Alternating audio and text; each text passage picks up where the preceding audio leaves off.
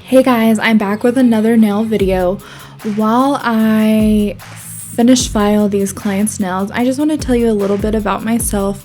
So I work in a small salon in North Texas. It's about 6 of us up front that do nails, and then it's a lash studio in the back. But yeah, so I have been doing nails for almost 5 years now. So this is just me. This is my hobby. Making videos and content is my hobby, and then doing nails is my career. So I'm just kind of joining the two and seeing where it goes. So thank you for everybody that's been watching. I hope that you can share these videos and subscribe to my channel. But let me just tell you a little bit about what is going on with this client's nails, okay?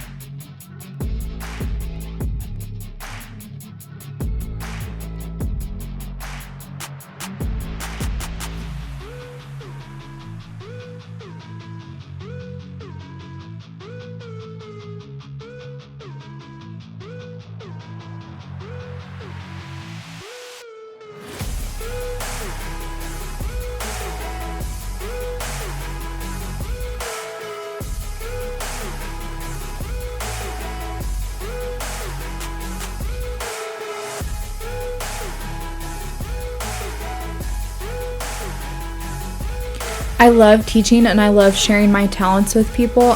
There's so much room in this great big wide world for all of us to have these skills. So I just finished filed. I'm going in with my disposable buffers. We use the tiny ones so we can save on waste. I just go in underneath the nail and buff. So this client picked Coral Bells.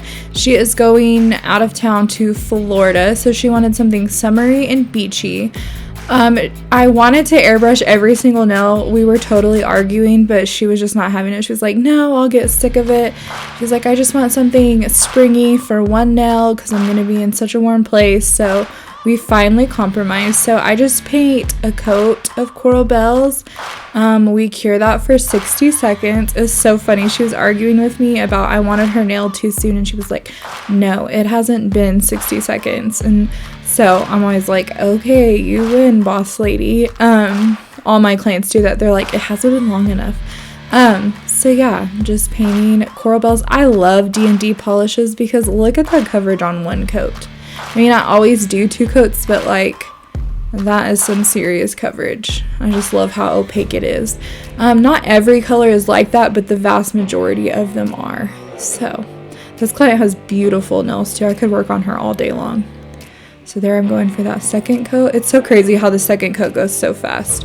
I did not second coat that ring finger because that's where I'm going to be putting my design, and I don't want that nail to get too thick. And because I'm going to be airbrushing over the pink, it just wasn't necessary. I didn't need it like at full density, so that's why I skipped it. I'm watching this back and I'm like, what are you doing, Jenna? And then I'm like, oh yeah, you're about to do the design. It's so funny to watch yourself work. That's why I love like playing back these videos, and I'm like, it's so funny the little habits that I have. So here's my airbrush machine. The blue I used was Walk on Water by D&D. So you just saw me drop some in the gun, and what am I doing? Here we go. Okay, so you have to drop a little bit of acetone in it, and here I'm mixing. I'm looking for a thinner consistency, but not so much acetone that it won't cure. I have accidentally done that and had to redo it. So I always like build up a little bit of pressure and check it. And I love the color, so I was like, here we go. So right away, you're not going to see blue. You're going to see purple because that pink underneath is changing it. So I used to use liquid latex. It's just kind of a waste of time in my eyes. I just clean up the edges before they go in the lamp.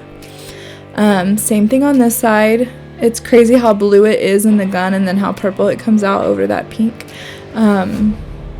Same thing, no liquid latex. I tried and tried with that stuff and it would get cured and there would be a little bit of polish left over. I just hated it. It was way harder for me to pick that off of than it is just to clean up the edges.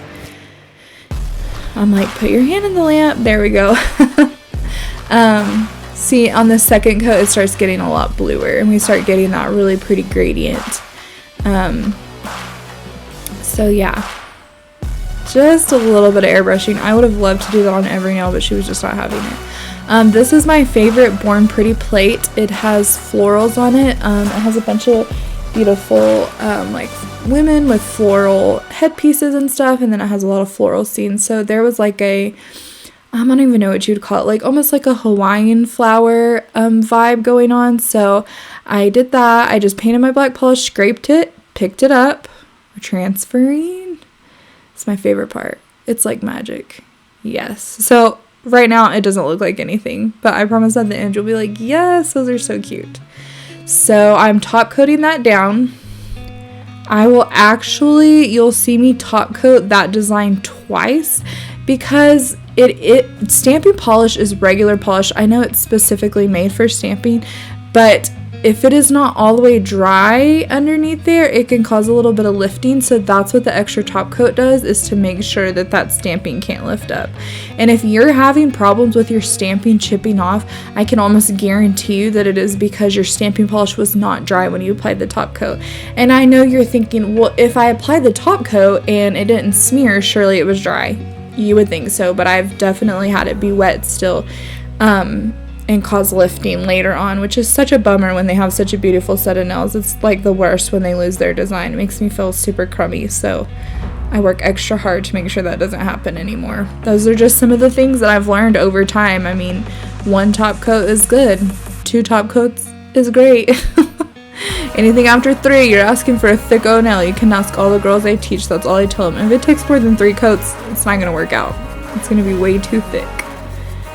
This is my chisel diamond top coat. I've been talking about this for days now in my video. I love this one. I'm almost out. I will most likely switch to IBD, but here I am just cuticle oiling. And I left it in where I clean off the other nail because I just want to show y'all how easy that stamping polish is to come off. So